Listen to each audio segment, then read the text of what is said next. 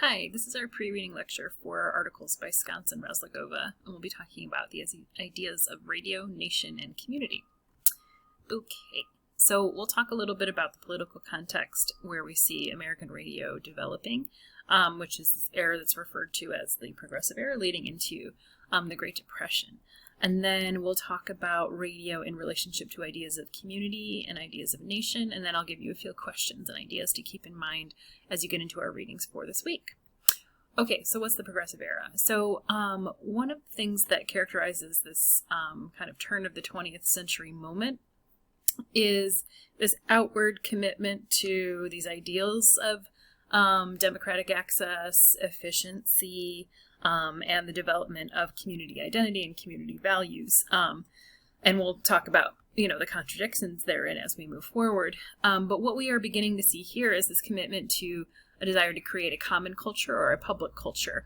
An individual, an educator, philosopher, John Dewey, writing about what's going on in American culture during this era, he notes the impact of media, of communication, of transmission. So he states that society may be fairly said to exist in transmission, in communication. Men live in a community in virtue of the things they have in common, and communication is a way in which they come to possess things in common. So he's thinking explicitly about the power of radio to create a broader sense of connection across its listenership. And so this is a little bit different than film in as much as radio has this direct ability to enter the home, which we'll talk about in a moment as well. So what we also see happening here is that there's a desire to agree and try to define what is this shared or common culture going to be like, who's going to be in charge of it, who's going to be doing the storytelling and representation. So we see a lot of wealthy Americans who are trying to demonstrate that they are committed to the development of the common good. And so this is where we see this kind of idea of wealthy Americans being interested in founding educational and cultural institutions and things of that nature to show that they are interested in contributing to the common good. Okay, but the teens and 20s are also this era that are characterized by backlashes to this kind of modern form of communication and modernization more broadly. So the 20s are characterized by tons of demographic shifts in the United States, internal migration, so lots of people moving out of the countryside and into the city.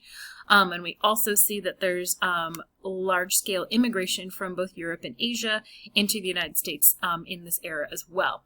And as we may recall from other history classes, World War I ending in the middle of the 1910s, that we see this development of a kind of xenophobia, or this fear of the other, the outsider, that was used to drum up support for the war in the first place, continues to linger. So the poster that we're seeing there is getting us into those feelings, those vibes as well. So what we see is this increasing anxiety about the changing nature of American identity thanks to these processes of migration, immigration, and urbanization.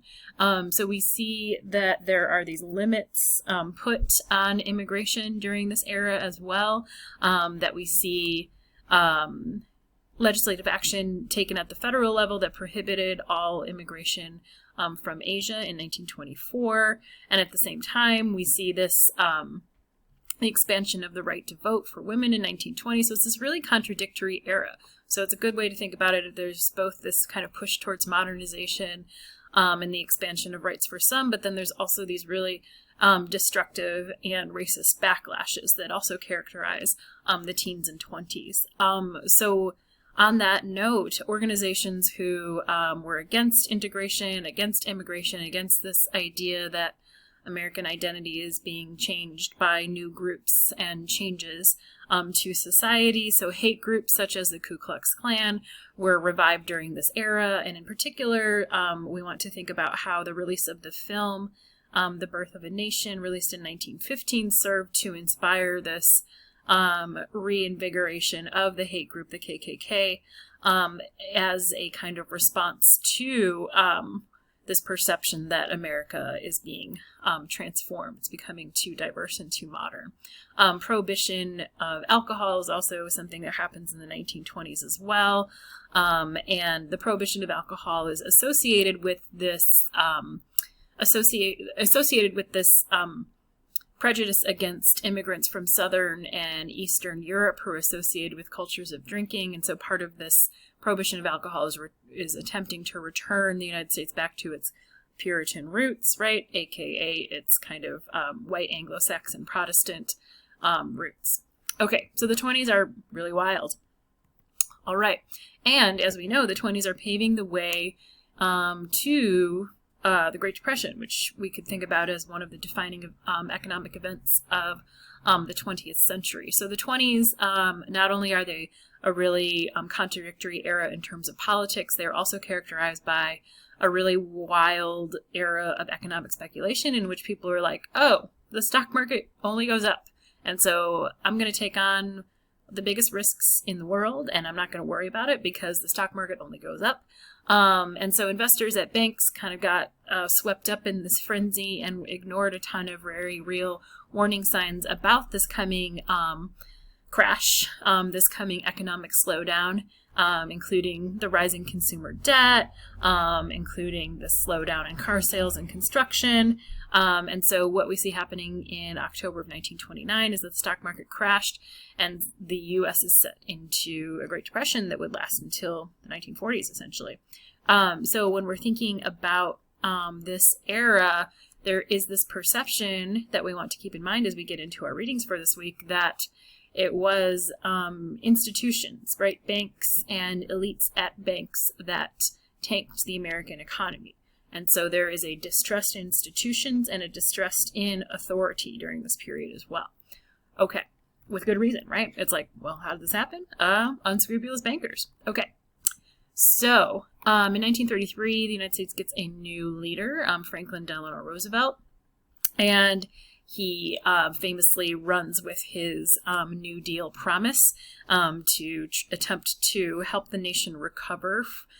So we can't sort of underestimate the degree to which, right, homelessness, unemployment, and famine were sweeping the nation. So alongside the economic downturn, there were a series of ecological disasters as well that essentially created a uninhabitable zone in the middle of the United States as well, so setting a bunch of people adrift from their farms that were no longer sellable and no longer usable.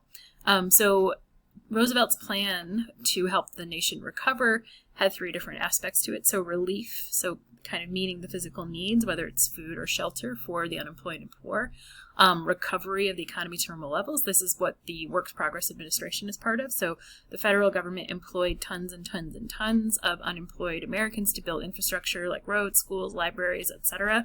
They even built PCC's C building, where we would be probably taking this class if we weren't doing this remotely. And then reform of the financial system to help prevent another instance of a stock market crash. So these issues became central to Roosevelt's attempt to help the nation recover. But what's additionally interesting for us as we begin to talk about radio is that he engaged for the first time, the American president engaged in a weekly address referred to as the fireside chat that Roosevelt did from 1933 to 1944. So this idea that the president is talking to you in your home, by your fireside, in your living room, and telling you about the actions that your government is taking in order to help you all through this immensely challenging period in American social and economic life. Okay, so we've got him here with his access to the national broadcast system. Okay.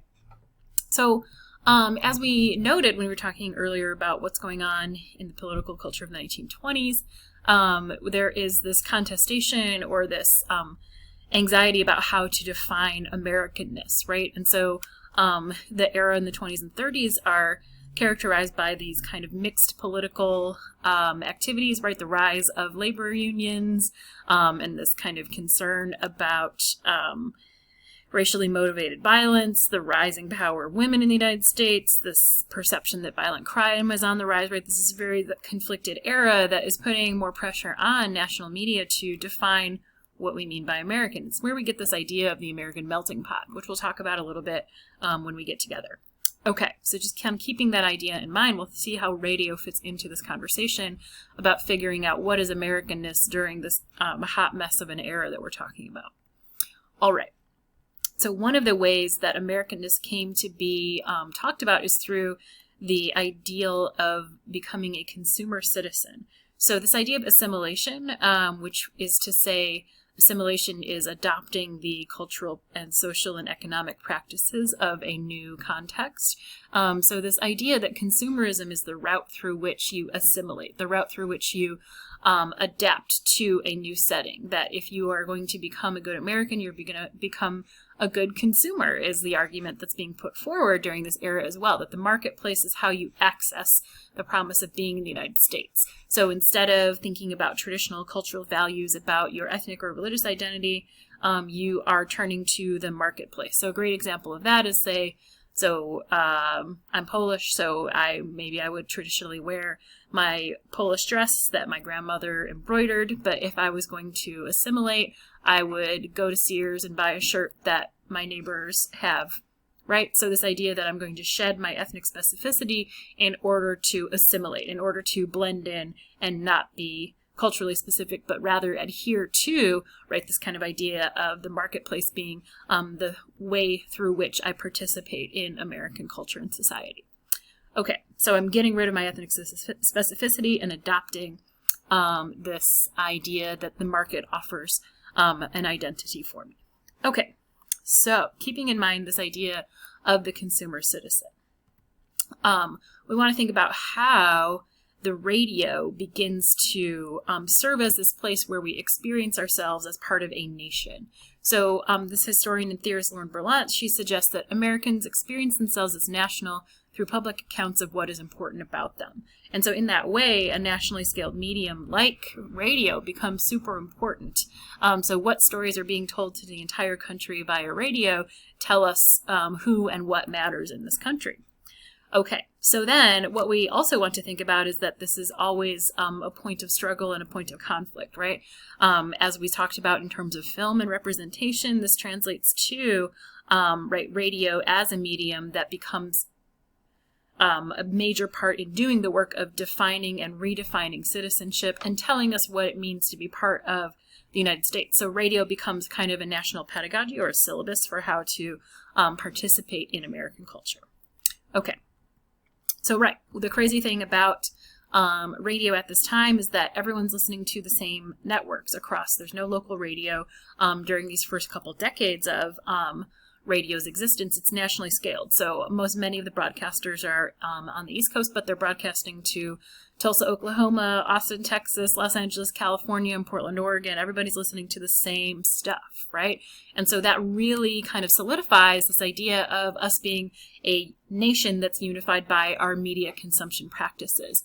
And so one of the ways that this is discussed is that we all become part of an imagined community as well. So this radio network of engaging with a nationally scaled broadcast system is telling us about how a medium like radio can kind of bind together this huge and very diverse nation to connect all of us as part of a national audience or community.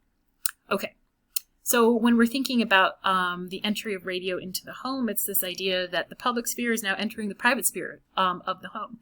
And this is something we'll talk about a little bit more explicitly when we get to our discussion of television as well.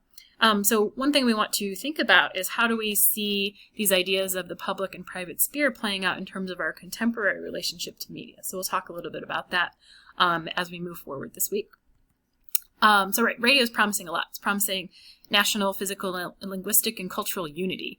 And what we are going to observe is that the development of radio is paralleled by the advertising industry. So radio in the United States has always been commercial. There wasn't NPR, the National Public Radio System, until the 1970s. So radio had always been commercial, so advertisers were a major part of developing all of the programming that would be on the radio. And this is going to come up in both of our articles, thinking about who's advertising what, who are the audiences, and who is responsible for what is heard on the radio. Okay, so if the radio is dedicated to the public good, then how are people using the radio? And that's what our readings get us into. So Sconce and Razologova think about these promises that are made by radio. So keep in mind these questions, enjoy the reading, and see you later.